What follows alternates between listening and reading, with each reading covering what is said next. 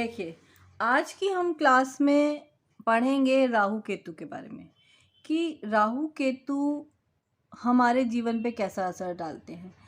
मैंने पहले पिछली वीडियो में ये बोला था कि हम सभी ग्रहों का हर भाव में फल देखेंगे, लेकिन वो समझने से पहले हमें ये एक बार राहु केतु को अच्छे से समझ लेना चाहिए, क्योंकि कुंडलियों में जो ग्रह होते बैठे होते हैं अलग अलग भावों में, उनको समझना आसान है, थोड़ा सा राहु केतु को समझना मुश्किल है। हालांकि राहु केतु के बारे में मैं हर ग्रह के साथ जब हम उसका वर्णन करेंगे तो भी साथ बताती चलूँगी, लेकिन एक छोटा सा टॉपिक हम यहाँ लेते हैं राहु केतु के बारे में, जो उसका बेसिक जानकारी है वो आप लोगों के दिमाग में बैठी हुई होनी चाहिए किसी भी ग्रह को पढ़ने के साथ साथ। ठीक, तो आज हम बात कर रहे हैं, आज की क्लास में हम पढ़ेंगे राहु और केतु। सभी लोग डरते हैं राहु केतु से। मुझे कोई एक ऐसा इंसान बता दीजिए जो राहु केतु से ना डरता हो, है ना। जरा सी राहु की महादशा शुरू होने की देर है, लोग मेरे पास, आप यकीन नहीं करेंगे, मेरे पास अगर आज तक 1000 कुंडली आई है देखने के लिए तो उसमें से 500 राहु की महादशा के साथ आई है। 500 कुंडलियों में राहु की महादशा ही दिखी है। तो क्यों हम लोग राहु की महादशा आने से इतना घबरा जाते हैं? क्यों हम राहु केतु का नाम सुनते ही पंडित लोग या जो भी ज्योतिष लोग हैं वो पहले देखते हैं कि राहु की महादशा तो नहीं चल रही। राहु नाम ही इतना उसमें पावर लगती है हमें, है ना। तो पहले हम ये समझते हैं कि राहु केतु है क्या। जैसे सभी कुंडली के जो ग्रह होते हैं, जो वो मान लीजिए यहाँ से शुरू होते हैं, ठीक। तो यहाँ से शुरू होंगे 1 2 3 4 5 6 इस तरह से, जैसे मैंने अपनी पिछली वीडियोस में बताया हुआ है कि वो एंटी क्लॉकवाइज चलते हैं, ठीक है।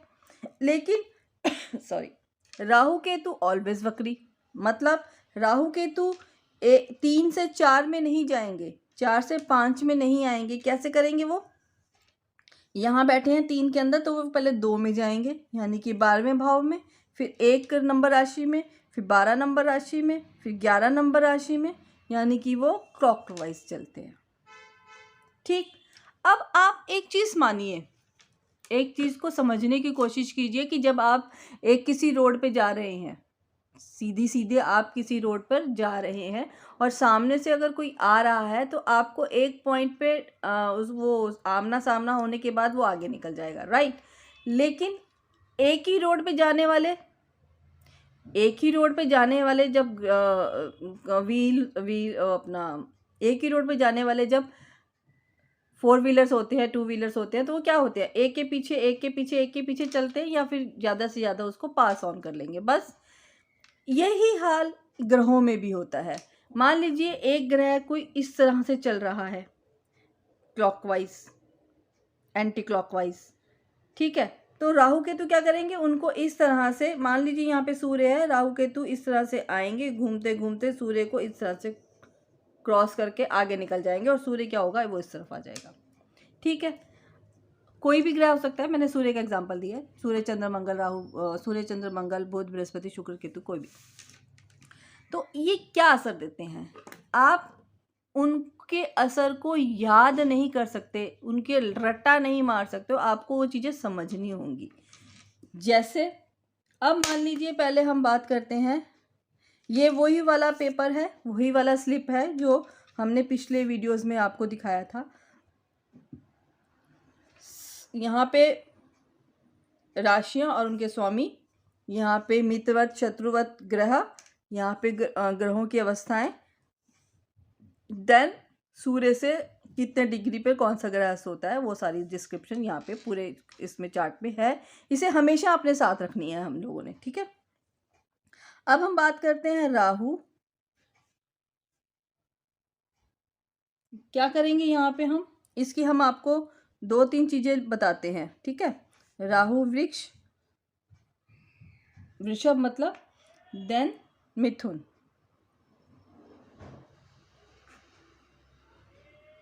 उच्च का होता है, देन राहु नीच में कहाँ होगा, बिल्कुल इसके सामने 7 नंबर जो राशि होती है, बिल्कुल 7वें नंबर की जो राशि होगी, यानी कि वृषभ के सामने होती है वृश्चिक और मिथुन के सामने होती है धनु, नीच का होगा।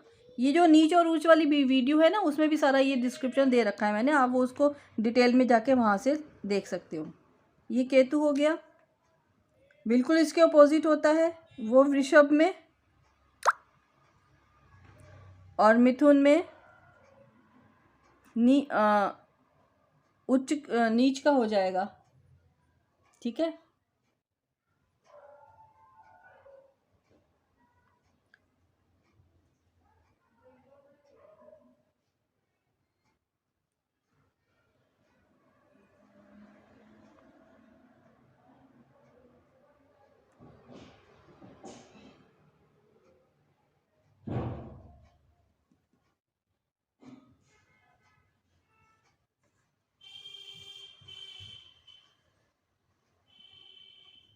जो केतु है वृषभ और मिथुन में नीच का होगा और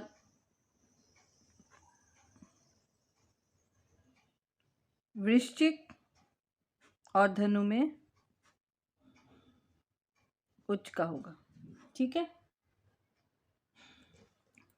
क्यों है? देखिए वो राशि वही है, राहु वृषभ में उच्च का, केतु वृषभ में नीच का, राहु वृश्चिक में नीच का, केतु वृश्चिक में उच्च का।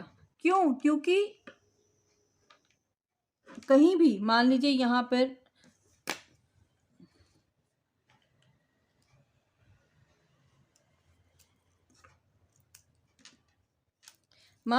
पर राहु बैठे हैं, ठीक है, यहाँ राहु बैठे हैं, हमेशा जो राहु है उससे 180 डिग्री पर हमेशा आपको केतु नजर आएंगे। यानी कि अगर राहु पहले भाव में है तो केतु हमेशा 7वें भाव में दिखेंगे, अगर राहु सेकंड भाव में है तो हमेशा आपको 8वें भाव में दिखेंगे, अगर तीसरे भाव में है तो 9वें भाव में दिखेंगे केतु, अगर राहु चौथे भाव में है तो 10वें भाव में केतु, अगर राहु 5वें में है तो 11वें भाव में केतु, अगर यहाँ पे छठे भाव में राहु है तो 12वें भाव में केतु, अगर यहाँ राहु है तो पहले भाव में केतु, अगर 8वें में राहु है तो दूसरे में केतु, अगर 9वें में राहु है तो तीसरे में केतु, अगर 10वें में राहु है तो चौथे में केतु, 11वें में राहु है तो 5वें में केतु और 12वें में राहु है तो छठे में केतु। हमेशा 180 डिग्री पे होते हैं। मैंने विश्लेषण करके बता दिया है कि कैसे वो 180 डिग्री का हम लोग इसको बोलते हैं। सामने वाले घर को हमेशा 180 डिग्री का घर बोला जाता है। ठीक, यहाँ तक आप सभी को ये बातें समझ में आ गई होंगी। अब इसमें हम एक एक करके स्टेप को पढ़ते चले जाते हैं। आप भी अपने कुंडलियों में जब इन चीज़ों को देखोगे तो आपको और अच्छे से समझ में आ जाएगा। यहाँ पे अब राहु केतु का खेल क्या है। राहु जहाँ भी बैठेगा उस भाव के को अटैच कर देगा। राहु मान लीजिए प्रथम भाव में बैठा है और प्रथम भाव को लग्न कहते हैं, पिछली वीडियोस में बता दिया गया है, जाके चेक कर लो, देख लो। राहु को लग्न में बैठे हुए राहु क्या करेगा, राहु को इस भाव के साथ अटैच कर देगा।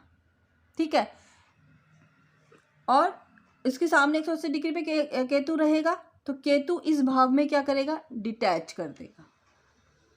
तो जिनके भी प्रथम भाव में केतु है, आप उनकी नेचर में एक चीज़ बड़े आराम से पकड़ सकते हो, और जैसे ही वो ये बात बोलेगा आप सभी तुरंत समझ जाओगे कि कहीं ना कहीं किसी न किसी संबंध से इसके पहले भाव में राहु का प्रभाव है।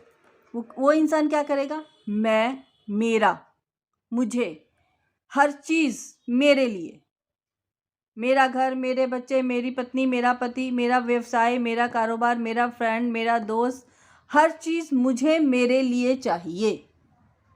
उसकी सोच हमेशा डबल रहेगी। एक उसकी सोच अंदर से क्या होगी कि ये चीज़ मुझे मेरे लिए चाहिए, और दिखावा में क्या करेगा वो, नहीं ये तो ठीक है, मैं तो सबका भला करता हूँ। ये वो ऐसा होगा, लेकिन उसको खुद को नहीं पता। क्यों? क्योंकि उसके कहीं ना कहीं प्रथम भाव जो है राहु से प्रभावित है। उसको लगेगा नहीं तो जनरल बात है, तो नॉर्मल बात है, अपने अपने लिए सोचना, अपने परिवार के लिए सोचना, भाई ठीक बात है, अपने लिए अपने परिवार के लिए सोचना अच्छी बात है, लेकिन सामने वाले को समझना भी तो चाहिए। वो दिखावा करेगा कि सामने वाले को समझ रहा हूँ, बट वो सामने वाले को नहीं समझता। ठीक है, एक भ्रम की स्थिति उसके दिमाग में रहेगी, करूँ ना करूँ, जाऊँ ना जाऊँ, जाएगा पश्चिम बोलेगा पूरब, कुछ इस टाइप से भ्रमित दिमाग का रहेगा। तो ऐसे इंसान में जब भी आप प्रभाव देखें तो समझ जाएं कि उसका लग्न में कहीं ना कहीं राहु से उसका लग्न प्रभावित है। बिल्कुल उसके सामने केतु, केतु मैंने क्या बोला, डिटैचमेंट। ये बेसिक चीज़ें हैं। इनके साथ हम लोग ये भी देखेंगे कि वो कौन से भाव में बैठे हैं, मान लीजिए कौन से राशियों में बैठे हैं, उस पर किन ग्रहों की दृष्टियां हैं। ठीक है, ये सब चीज़ें भी हम आगे धीरे धीरे सीखेंगे, लेकिन एक बेसिक नॉलेज जो मैं बता रही हूँ आपको वो ये है कि केतु जहाँ बैठेगा वहाँ से डिटैच करेगा। किस चीज़ से डिटैच करेगा, ये जैसे कि अब यहाँ केतु हम देख रहे हैं कि 7th हाउस में है, तो 7th हाउस मैंने पिछली वीडियोज़ में बता चुकी हूँ 7th हाउस किसका, आप वहाँ जाके देख लीजिए। जो नए लोग आए हैं उन्हें वो वीडियोज़ देखनी बहुत ज़रूरी है यहाँ की वीडियो को समझने के लिए। तो केतु हमने बोला 7th भाव में बैठा है, तो केतु 7th भाव में बैठकर किन चीज़ों पे प्रभाव डाल सकता है, डालेगा किस पे ये एक अलग विषय है, लेकिन डाल सकता है 7वां भाव के ऊपर। कौन, स्पाउस, अगर मेल है तो फीमेल, और अगर फीमेल है तो मेल के लिए स्पाउस के ऊपर उससे डिटैच करेगा। ठीक है, व्यवसाय की से डिटैच करेगा। आपकी बहुत अच्छी वाइफ होगी, बहुत अच्छा हस्बैंड होगा, लेकिन आपको अट्रैक्शन नहीं देगा उसके साथ। चलोगे साथ में घर में रहोगे, मैं ये नहीं कहती कि डिवोर्स तक पहुंच जाएगा, नहीं, उसके लिए और भी चीज़ें देखनी होती हैं, बट एक अट्रैक्शन आपस में कम होगी। आप व्यवसाय को लेकर जाते हो, आप दुकान पे जाते हो, फैक्ट्री जाते हो, जाके बैठोगे, सारा काम करोगे, लेकिन एक अट्रैक्शन वाली होती है ना वो चीज़, वो वहाँ कम ही दिखाई देगी आपको। ठीक है चले जाएंगे, 10 बजे चले जाएंगे, ठीक है चले जाएंगे, दिल किया तो सुबह 6 बजे चले गए, दिल किया तो रात को 11 बजे तक दुकान पे बैठे रहे, दिल किया तो 5 बजे बढ़ा के आ गए। वो चीज़ एक अट्रैक्शन होती है, इंसान की एक ड्यूटी, एक फ़र्ज़ होता है कि हाँ मुझे 10 बजे शॉप खोलनी है या फैक्ट्री खोलनी है, रात को 9 बजे बंद करनी है तो 9 बजे बंद करनी है। वो अट्रैक्शन से बंधे हुए रहते हो आप अपने काम को लेकर, ये चीज़ यहाँ पे राहु नहीं देता। ठीक, तो डिसअट्रैक्ट करता है आपको। क्यों, यहाँ पे बैठा हुआ राहु, और अगर ये जैसे कि अभी यहाँ पे 9वीं राशि में बैठा है, यहाँ जो आपको दिखाई दे रहा है कुंडली के अंदर, ये धनु का बैठा हुआ केतु है। अब धनु का मैंने क्या लिखवाया, धनु का केतु क्या देता है, उच्च देता है। तो यहाँ पे बैठा हुआ जो राहु है, केतु है, वो आपकी थिंकिंग को इस व्यवसाय से संबंधित उच्च की बना देगा। क्या करोगे आप, उधार पे दे लगोगे माल। क्यों, क्योंकि इनकम से आपको प्यार नहीं होगा। अगर किसी ने उधार पे दे दे, चल ले जा कोई बात नहीं, क्योंकि केतु एक आध्यात्मिक का ग्रह भी यही केतु है। अध्यात्म आपके अंदर आ जाएगा, और वो अध्यात्म कहाँ दिखेगा, आपकी पत्नी के साथ, पति के साथ, या आपके व्यवसाय में, व्यापार में। दे दिया उधार, चल कोई बात नहीं दे दियो, एक बड़प्पन देगा आपको, ऊंचाइयां देगा, आपकी सोच को ऊंचा बना देगा। ये यहाँ पे बैठा केतु करता है। ठीक, इसी तरह से राहु, नहीं मेरा प्रॉफिट, मेरा व्यवसाय, सुबह जाना रात को आना, हर चीज़ प्रॉपर तरीके से करना, वो अब मैं मेरा मुझे हर चीज़ मुझे चाहिए, वो यहाँ बैठा राहु देगा। तो इसी तरह से जब ये राहु, मान लीजिए 2nd हाउस में राहु चला जाता है, 2nd हाउस में राहु चला जाता है तो क्या करेगा, राहु के अपना क्या असर होता है, राहु का अपना प्रभाव क्या, ये पाप ग्रह है। ठीक, हाँ मैं एक बात और सूत्र बताती हूँ आपको कि राहु क्या है, एक पाप ग्रह है। क्यों, क्योंकि यहाँ देखो मैंने लिखा है कि पाप के टोले में क्या है, शुक्र शनि राहु केतु। राहु केतु जितना ये पापी ग्रह है उतना ही ये शुभ ग्रह है। ठीक, जितना ये पापी ग्रह है उतना ही शुभ ग्रह है, लेकिन बिल्कुल राहु के सामने बैठे होने के कारण केतु को भी हम पाप में मानते हैं, पाप के टोले में मानते हैं। क्यों, क्योंकि राहु केतु आपस में मित्रवत हैं। और एक ही, अगर आपने वो स्टोरी पढ़ी होगी, वो समुद्र मंथन वाली, जो अमृत निकला था वो बांटा गया तो विष्णु को पता चल गया, उन्होंने धड़ से अलग कर दिया था, है ना, जो वो राक्षस था। तो एक भाग केतु बना, एक भाग राहु बन गया। तो है तो ये आपस में एक ही जिस्म के दो भाग, तो रहेंगे इसीलिए सामने सामने और रहेंगे इसलिए साथ साथ, ठीक है, बिल्कुल अलग नहीं होंगे, साथ साथ रहेंगे। लेकिन फिर भी क्योंकि राहु आपका दिमाग है, वो जो राक्षस का धड़ था वो राहु बना, तो राहु आपका दिमाग है और केतु आपका धड़ से नीचे का हिस्सा है। तो केतु क्या है, इसके अपने पास सोचने समझने की शक्ति नहीं है, इसलिए इसको शुभ ग्रह मानते हैं। इसमें सोचने समझने की पूरी शक्ति है, और क्योंकि ये राक्षस था तो राक्षस का दिमाग कैसा होता है सबको पता है। लेकिन केतु में क्या हुआ, केतु के पास तो अपना दिमाग ही नहीं रहा, धड़ है ये नीचे का, तो ये अपनी बैठी हुई राशि के अकॉर्डिंग ये फल देगा केतु। तो अगर ये उच्च में बैठा हुआ है केतु और राहु अपने तीसरी मिथुन राशि, मैंने बताया ना राहु की मिथुन राशि 3 है, ठीक है, उच्च का है वहां पे, तो राहु जो है यहाँ उच्च का बैठ के उच्च के प्रभाव दे देगा। और जब कोई ग्रह अपने उच्च का प्रभाव देता है तो सामने वाले की जब दृष्टि देता है, वो सामने हर ग्रह की 7 दृष्टियां मैंने पिछले वीडियोस में बता दी हुई हैं, जाके देखो, चेक करो, समझो। हर ग्रह की 7वीं दृष्टि क्या होती है, नीच की हो जाती है। तो यहाँ बैठ के उच्च का राहु आपको बहुत बढ़िया बढ़िया प्रभाव देगा। अगर ये इस पे किसी भी शत्रु की दृष्टि ना होगे तो ये बहुत ऊंचा पहुंचा देगा, आपकी थिंकिंग बड़ी ऊंची कर देगा। लेकिन आपके परिवार के प्रति, अगर मान लीजिए यहाँ पे हम इसको एक बार के लिए छुपा देते हैं, यहाँ पर आपके परिवार के प्रति नीच की दृष्टि से देखेगा। जो ग्रह जहाँ बैठा होता है, उच्च का होके बैठता है, वहाँ वो उच्च के फल देता है, लेकिन सामने वाले घर में क्योंकि उसकी नीच की दृष्टि पड़ती है तो वहाँ के फलों को वो कम कर देता है। अब इसी को अपोजिट समझते हैं। यहाँ राहु बैठा है, उच्च का है, यहाँ पे वो क्या करेगा, उच्च के प्रभाव देगा। आप कहोगे मैडम अभी तो आप कह रहे थे यहाँ नीच के प्रभाव आ जाएंगे, उस चीज को अभी मैं आगे क्लियर करूंगी। तो यहाँ क्या होगा, यहाँ राहु बैठ के आपके व्यवसाय को बहुत बढ़ा देगा, आपकी व्यवसाय की थिंकिंग को बढ़ा देगा, मेरा मेरा करना भूल जाओगे, लोगों के ऊपर दया भावना रखोगे, ये यहाँ बैठ के करेगा, ठीक है। अट्रैक्शन कम कर देगा, लेकिन एक सोच आध्यात्मिक वाली बना देगा आपकी, किसके प्रति, इस भाव के प्रति। ये भाव क्या था, आपके स्पाउस का और आपके व्यवसाय का, ठीक है। ये हो गया, यहाँ पे ये उच्च का करेगा तो सामने वाली दृष्टि को नीच का कर देगा। यानी कि अगर आप अपने व्यवसाय को और अपने अपने स्पाउस को आप आध्यात्मिक दृष्टि से देखते हो तो खुद का नुकसान करोगे ना, व्यवसाय में लोगों को उधार दे दोगे तो खुद का तो नुकसान होगा। तो यहाँ पे ये नीच की दृष्टि से देखेगा। अब हम बात करते हैं कि यहाँ पे ये फलों को हम कैलकुलेट कब कैसे करेंगे। भाई यहाँ बैठा राहु उच्च के प्रभाव देगा, तो हम कह रहे हैं केतु की नीच दृष्टि से ये घर प्रभावित होगा। यहाँ बैठा केतु उच्च के प्रभाव से इस घर को प्रभाव करेगा, 7वें को, तो सामने वाले लग्न को वो नीच की दृष्टि से देख के नीच फल कर देगा। कब, जब राहु की महादशा और अंतर्दशा एक्टिव होगी। इसी तरह से इसके केतु के प्रभाव कब आएंगे, जब केतु की महादशा और अंतर्दशा एक्टिव होगी, ठीक है। इसी तरह से इनके फल रहेंगे, फल यही रहेंगे। चेंज कब होंगे, जब इनकी महादशा और अंतर्दशा, प्रत्यंतरदशा, सूक्ष्म दशा, प्राण दशा एक्टिवेट होंगी, तब ये अपने अपने फलों को देना शुरू कर देंगे।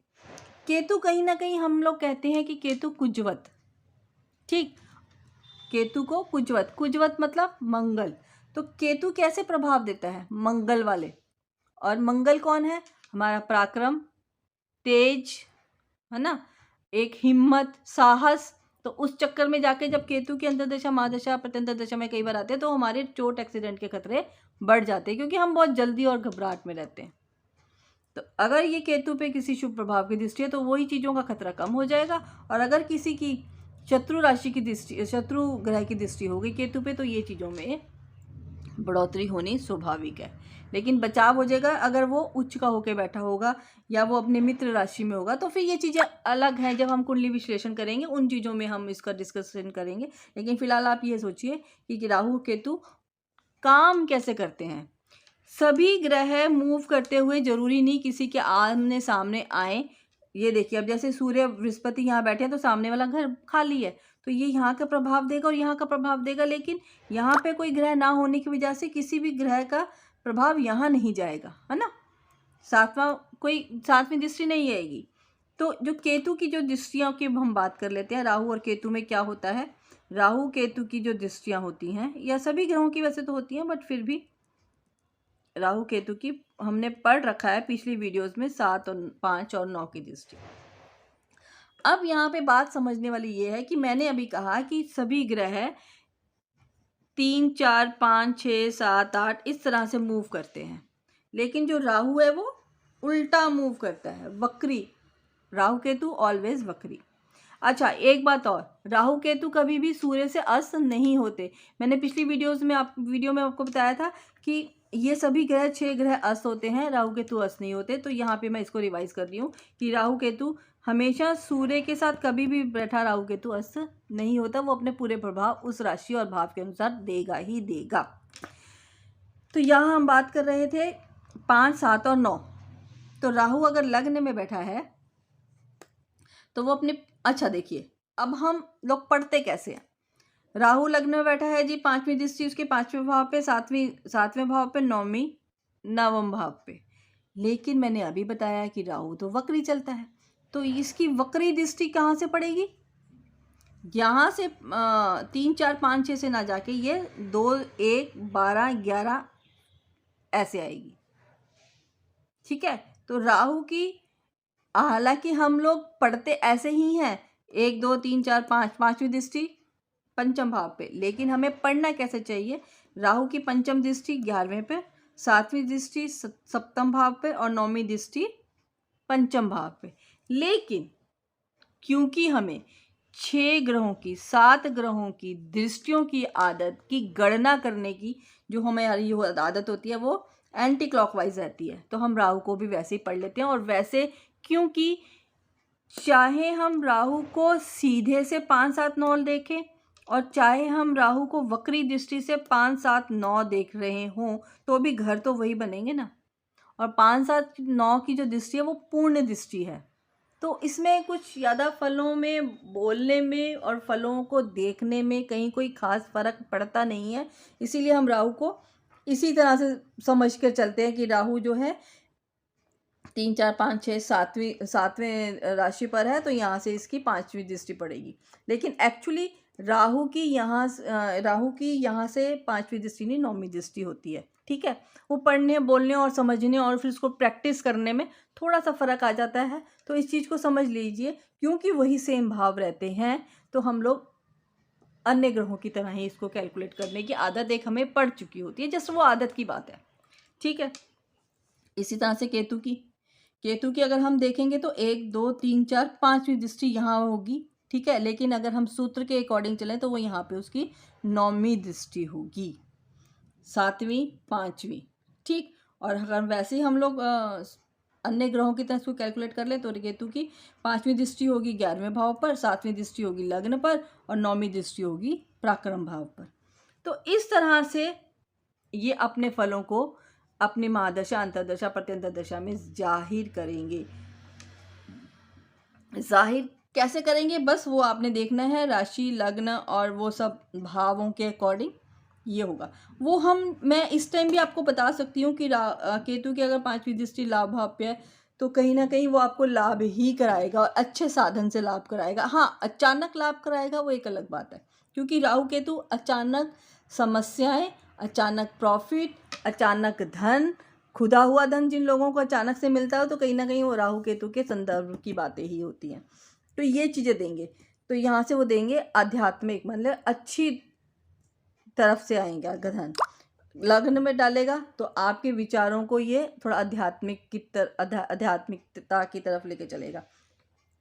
अब पराक्रम की तरफ जाएगा तो पराक्रम को बढ़ा देगा, क्योंकि मंगलवत काम करेगा तो पराक्रम को बढ़ा देगा।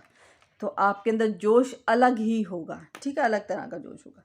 तो इस तरह से हम इसको राहु केतु को मानते हैं। कैसे चलेंगे आगे की, जब हम कुंडलियों का विश्लेषण करेंगे तब हम राहु केतु के बारे में इन्हीं बेसिक्स को लेकर चलते हैं। तो ये आपको बताना ज़रूरी था।